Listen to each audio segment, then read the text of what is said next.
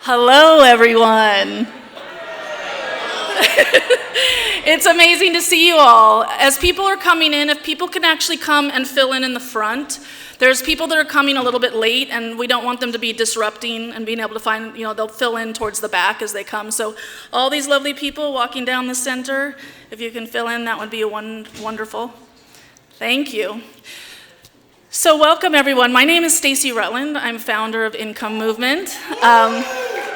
It's been amazing to see so many familiar faces that have only been in a little square screen for the last many years that we've worked together. I want to do a little bit of logistics and housekeeping so that everybody has some basic information about things, and then we're going to move right into our programming for the day. So this is the 21st annual Big Conference, and we are officially live right now, beaming out into the world via live stream. So hello, everybody that isn't able to be here in Chicago today. We have a pretty full house. We have over 300 people who will be here in person over the course of the 2 days, and it looks like we have at least 200 here, 220 right now, based on quick counts. From a logistics side of things, there's 4 rooms in this space. 3 of them are going to have programming, and one is actually a space for people to be able to take meetings. If have a little bit more of an intimate kind of lunch conversation with people, or if you just want to break away with somebody and be able to talk longer. Upstairs, we have a solarium, and there will be signs posted all over of how to get there. Our main programming rooms are this room, and then we have a gallery room, Gallery 1 and Gallery 2. There's a schedule up at the entrance of this room, and you can see what programming is happening in which room. It's all fairly straightforward, but there's a whole lot of us here that can help guide you if you're not sure how to get to Gallery 2, because you have to kind of do a little sneak through Gallery 1 to get there. We know that a lot of folks here are going to need Wi-Fi, so I'm going to give everybody the Wi-Fi information now.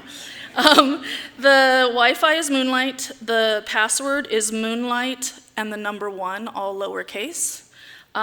If you don't have to be connected, it would be nice if you're not, just because we know that we might kind of break the Wi-Fi if there's 300 people that are using it that are on. But we also want to thank the sponsors, which we have up here. These sponsors are what make this event possible every year. The majority of our funding comes from sponsors and from all of you community members who kick in to help support by buying tickets. So thank you to you and everybody here, and thank you to our sponsors. So we have Fund for Humanity, Give Card, Aid Kit, Steady, Inherent Good, the producers and directors of Inherent Good, and Creatives Rebuild New York and Springboard for the Arts. So let's give them all a big thank you. All right, so we're going to move right into our first part of the programming, which is actually a great honor and a lot of excitement to have the president of Cook County Board, Toni Preckwinkle. She's the 35th president of the Cook County Board of Commissioners. She's held this office since 2010. She's the first Black woman to be elected in office. And just a little bit of setting context for you all so you can imagine the task that she has at hand every day. The economic footprint of the Chicago region is larger than most of the nations in the world. As the top executive in Cook County, the nation's second most populous county in our country, President Preckwinkle oversees one of the nation's largest public health and hospital systems and one of the largest criminal justice systems in the nation. Promoting equity, specifically racial equity, has been a central principle of President Preckwinkle's leadership. In November 2018, the Office of the President released the Cook County Policy Roadmap, a 5-year strategic plan for offices under the President to guide her administrative policy work, is specifically in this equity space. Supporting this roadmap and under the Cook County's Vital Communities pillar sits the Cook County Promise Guaranteed Income Pilot. You're going to learn even more about it, which is very exciting. This pilot provides unconditional cash of $500 a month to 3,250 low to moderate income families in Cook County. Over 2 years. So to speak about this and her long-term vision for moving from pilot to permanency, please join me in giving President Preckwinkle a warm welcome. Thank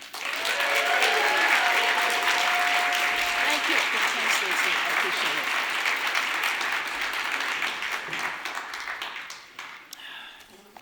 it. Good morning, everybody.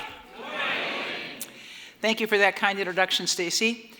It's an honor to be here today to welcome you all to the 21st Annual Basic Income Guarantee Conference, the nation's only annual convening of stakeholders fighting for a guaranteed income. I want to thank Stacey and the movement leaders in the room today for the invitation to attend. I'm grateful to all of you for joining us here in Chicago and Cook County. Over the next 2 days, all of you will share lessons learned, collaborate, and strategize around difficult but necessary work to build an income floor for all. As a history teacher, I'd like to begin with a little history. By the way, I haven't been a history teacher for 40 years, but once a history teacher, always a history teacher. We all know that the idea of a guaranteed income has been gaining support in recent years. But this movement has a long history in the fight for racial and economic justice. In 1967, Dr. Martin Luther King called for a guaranteed income as the simplest and most effective solution to poverty. He noted that among its myriad benefits included a host of positive psychological changes that will inevitably result from widespread economic security. Dr. King understood the transcendent power of a guaranteed income, not only to uplift a person's financial state, but to uplift spirits and plans for the future. Guaranteed income was also included in the Black Panthers platform. We want land, that's right. We want land, bread, housing, education, clothing, justice, peace, and people's community control of modern technology. And the federal government is responsible and obligated to everyone to give them employment or a guaranteed income. In Chicago, we know a little bit about what it takes to make history. From demonstrations in Haymarket Square demanding an 8-hour workday, to the great engineering feat of reversing the course of the Chicago River, to Jane Addams' transformative work to create settlement houses for low-income and immigrant residents, it's no surprise that Chicagoland is also leading the way on guaranteed income, something I'm very proud of. Today, Chicagoland is home to several direct cash programs. The Chicago Resilient Communities Pilot, the Chicago Future Fund, the Evanston Guaranteed Income Pilot, and of course, Cook County's Promise Pilot, the nation's largest publicly funded program at $42 million, and the only program committed to permanency.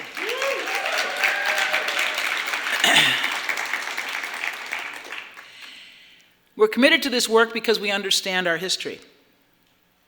In Cook County, we recognize that government has been responsible for the oppression, frankly, of people of color and immigrants over the course of our history, from slavery to the Chinese Exclusion Act, to the internment of the Japanese during World War II, to redlining. Our black and brown and immigrant communities have time and time again endured government-sponsored oppression. The truth is that these injustices have made it more difficult for black and brown Americans to achieve financial freedom today. No matter how you look at it, in terms of household wealth, home ownership, access to credit, available data shows that our black and brown citizens start their lives with less money and face more barriers to building wealth in the long term. This is a direct consequence of the policies and actions of government throughout our history. And as government leaders, we have a special obligation to right these historical wrongs. That's why I say that the Promise Pilot is rooted in our history and experience of structural racism. It's rooted in our understanding of the structures that prevent economic inclusion and impose unconscionable levels of income inequality in the United States. It's rooted in our recognition that low-income people do not lack a work ethic or good sense, they lack cash. But just as importantly, the Promise pilot is also rooted in strong evidence that direct cash benefits are spent wisely and support economic mobility. These programs are effective at improving an entire family's financial, educational, physical, and social outcomes. It's a shining example of good governance with its focus on high-impact, accessible public benefits paired with low administrative costs that save taxpayer dollars. Now, let me address our more recent history. How do we come to embrace a guaranteed income in Cook County? I think our story is instructive and clearly shows why government needs to be moving in this direction. When COVID-19 struck in early 2020, governments were pushed to their limits all across the country. Within the span of just a few months, the United States was experiencing its highest unemployment rate since the Great Depression in the 1930s, while also being in the midst of a global pandemic, the first time in 100 years. And while both of these events impacted everyone, their impacts did not affect everyone equally. We saw that low-income communities of color experienced the worst health and economic impacts. We believed then, and we believe now, that those disparities were unacceptable, so we moved to act. We launched dozens of new COVID-related initiatives. This included small business grants, support to local food pantries, housing assistance, and many more, all aimed at assisting our most impacted residents first and foremost. As part of this effort, we decided to create a small emergency cash program to offer one-time $600 direct cash payments to low and moderate income suburban residents who had lost their jobs or work due to the pandemic. While decades of research have shown the merits of direct cash programs, we wanted to be careful with our COVID response dollars and cautiously waded into this new territory after significant deliberation and a thorough review of the evidence. Being among the first local governments to implement such a program, we initially allocated $2 million, which was enough to serve around 3,300 people. It's critical to note that from the very beginning, we noticed two key differences between cash assistance and the other response programs that we initiated. First, the cost to administer emergency cash was significantly less than our other initiatives. And secondly, it was much easier to launch and administer. While some of our initiatives took 6 months or more to build, the emergency cash program was up and running in about 6 weeks. When the application opened, the response was unlike anything we'd ever experienced. Within a handful of days, tens of thousands of people applied for the 3,300 spots. With this information in hand, we knew that we needed to do more. At that moment, we decided to quadruple the size of the fund to more than $8 million. In the end, our emergency cash program served 14,000 residents. More than 75% of those recipients were people of color, 70% were female, and the median household income was $20,000. As a final note, our data pointed to the fact that most of the money was used to cover housing, food, transportation, and medical bills, all contrary to the welfare queen tropes that have long plagued our nation's safety net narratives. Cook County's experience with the Emergency Cash Fund showed us that there's a better way to address economic hardship, by directly giving cash to those who need it. After this experience, I started speaking out more as a supporter of direct cash initiatives aimed at low and moderate income residents. In 2022, Cook County announced it would create the Promise Pilot, Guaranteed Income Pilot. The $42 million program provides $500 monthly payments to 3,250 Cook County families which have incomes less than 250% of the federal poverty level. Payments will last for 2 years. When we launched the Promise Pilot in October of 2022, more than 230,000 people applied. Just as with our 2020 cash assistance program, the Promise Pilot targeted communities most in need, low and moderate income families. 70% of Promise participants are women, 70% are people of color, 15% are living with a disability, and our participants are twice as likely to have children as the average resident. In addition, over half of the participants are working. The median annual income is just $21,000, however. The program is now in its seventh month of payments, and we're grateful to our program administrators and partners. Give Directly, Aid Kit, and Working Credit, I want to thank you very much for your good work. We're also grateful to our research partners at the University of Chicago who have been following our pilot every step of the way. And I would be remiss if I didn't acknowledge our own staff, particularly Pete Subkowiak, who's been working so hard on this initiative. Well, we won't have research results. Okay, thank you. While we won't have research results for some time, we've already been hearing about the significant impact that the Promise pilot is having on our residents' lives. Just last month, I met a participant named Bella, along with her baby, Felix. In the fall of 2022, Bella and her husband were worried sick over finances as she considered returning to work after giving birth to Felix. While the couple both had full-time jobs, they had no way to cover both the mortgage and child care for their baby. I remember those days, which cost thousands of dollars per month. With a guaranteed income, Bella has been able to cut her work down to part-time so she can stay home and raise Felix while still covering her share of the mortgage. When asked how the program impacted her family, she simply said, "Having that security is life-changing." Another surprising bonus of the program has been the positive, steadying impact it's had on her marriage. Bella says, "It's made our relationship a lot more secure as a couple, allowed more stability while Felix is young." Bella is currently finishing up her master's degree and looking forward to going back to full-time work after graduation. In the meantime, she and her husband are focused on their budget, and they hope to move to a slightly bigger home in a few years to accommodate Felix and perhaps a younger brother or sister. Bella's story is one of more than 3,000 stories of stability, growth, and mobility happening in Cook County through our pilot. And I'm excited to let you know that you can read more about Bella and other Promise participants by reading our new report, The Impact of a Promise, released today at www.engagecookcounty.com/promise. Thanks to Economic Security Project for their support in helping our participants learn how to share their stories. And by the way, that storytelling is extremely important, I think, in building support for programs like this. I'm inspired by the transformative power of the guaranteed income and the growing national movement behind it.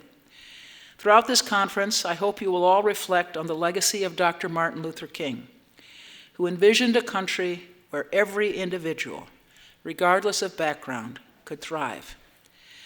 The fight for a guaranteed income is deeply rooted in our history. It's a response to the structural oppression that has stifled the financial health of Black and brown Americans, a responsibility that we as government leaders must address. Cook County's journey towards embracing a guaranteed income has been based on both evidence and compassion. Through our pilot, we've witnessed firsthand the positive impact of direct cash on the lives of our residents.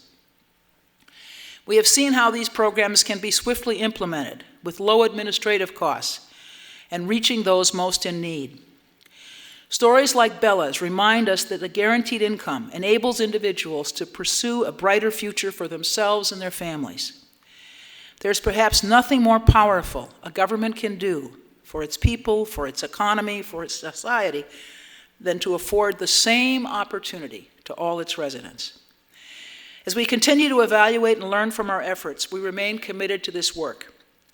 We recognize that economic hardship cannot be overcome by an underfunded social safety net with paternalistic restrictions, nor by temporary pilot programs. Instead, it demands the respect, trust, and knowledge that we all have the ability to make wise decisions for ourselves and our families. We should encourage government on every level to ensure that economic stability and opportunity are not distant dreams, but a tangible reality for every person in our nation. Thank you.